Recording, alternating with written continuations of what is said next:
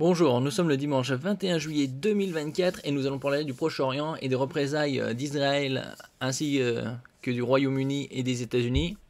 Ils ont été épaulés à l'encontre du Yémen qui a envoyé un drone qui a parcouru 2000 km pour toucher Israël et en particulier Tel Aviv. Suite à ces représailles, une partie du port de Hodeïda a été, on va dire, vaporisée puisque le centre de stockage de carburant a été visé. Et là, on voit les flammes. C'est un peu un Pearl Harbor pour eux.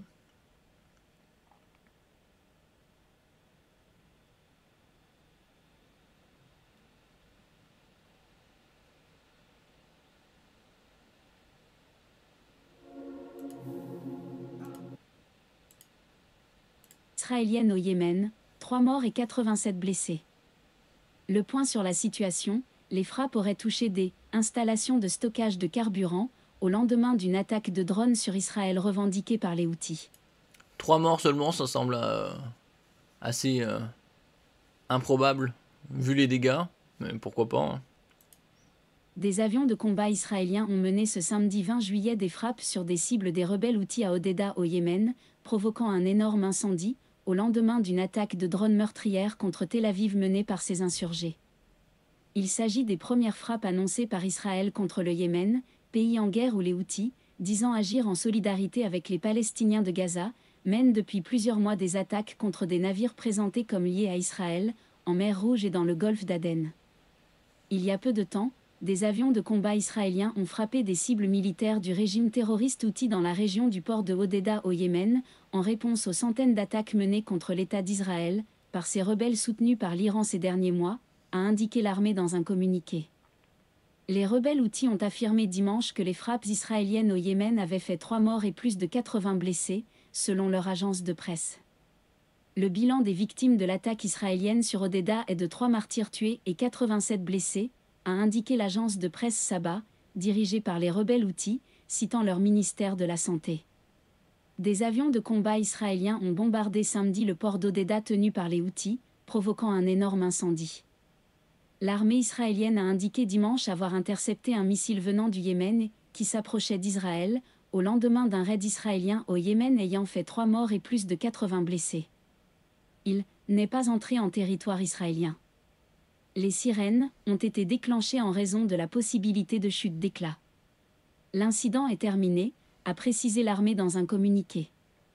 Plus tard dans la soirée, le porte-parole de l'armée, Daniel Hagari, a déclaré que le port attaqué sert de route d'approvisionnement principale pour l'acheminement d'armes iraniennes de l'Iran vers le Yémen, à commencer par le drone utilisé dans l'attaque de vendredi matin, à Tel Aviv. Même si les rebelles Houthis s'en prennent aussi à d'autres pays, les frappes menées samedi relèvent d'une action de la seule armée israélienne, a-t-il insisté tout en ajoutant qu'Israël avait tenu informer ses amis. Le premier ministre de l'État hébreu Benyamin Netanyahou a de son côté averti qu'Israël se défendrait par tous les moyens. J'ai un message pour les ennemis d'Israël, ne vous méprenez pas. Nous nous défendrons par tous les moyens, sur tous les fronts. Quiconque nous attaque paiera un très lourd tribut pour son agression, a-t-il déclaré lors d'une allocution télévisée. L'entité sioniste paiera le prix pour avoir pris pour cible des installations civiles, et nous répondrons à l'escalade par l'escalade, a averti Mohamed Al-Buketi, membre du bureau politique des Houthis, qui contrôle de vastes régions du Yémen dont Hodeïda, ouest.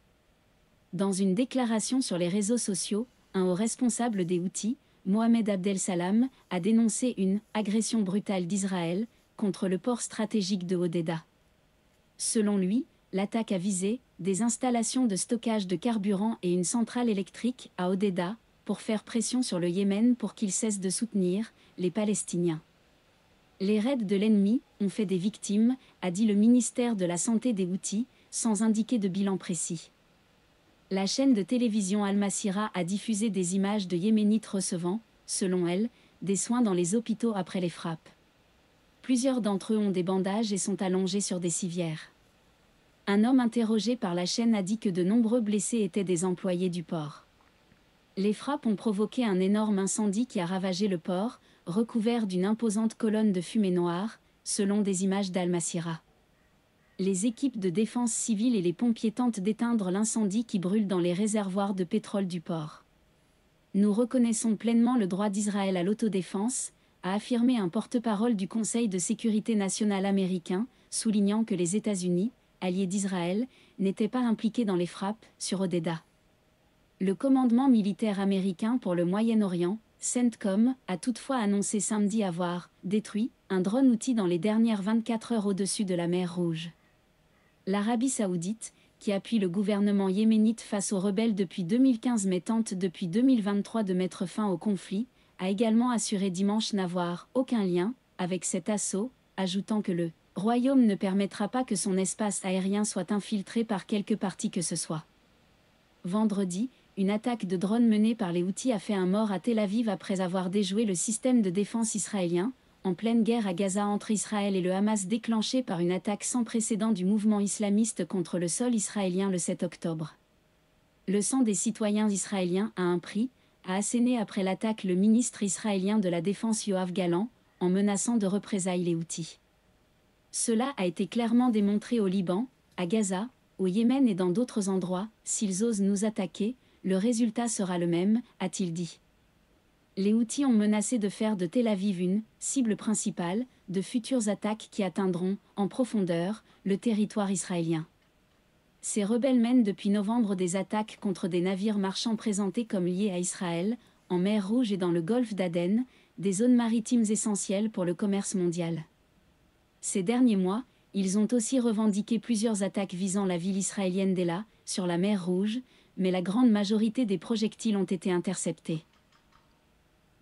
Ça, c'était avec leur système de défense dôme de fer. Ici, on a d'autres images du port d'Hodeïda. En tout cas, ça crame bien. Hein. Ça va être une sacrée fournaise, hein, même à plusieurs centaines de mètres. Hein.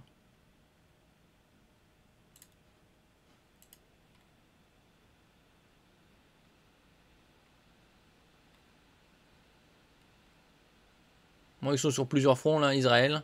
Bon, bien Gaza, c'est pas vraiment un front puisque ils pilonnent sans représailles.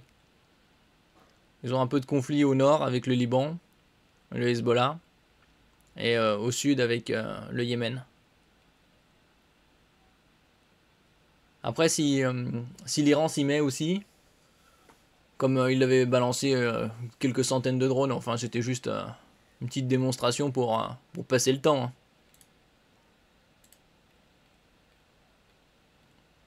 Donc ça va bientôt faire un an, hein, puisque c'était depuis 7 octobre.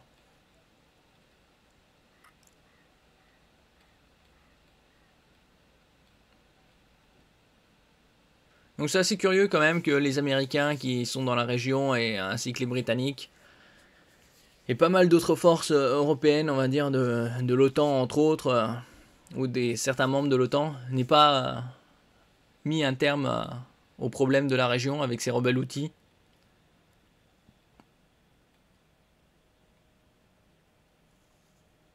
Ici on voit une carte plus ou moins exacte du pays, le Yémen, avec en vert la région sous contrôle de ces rebelles.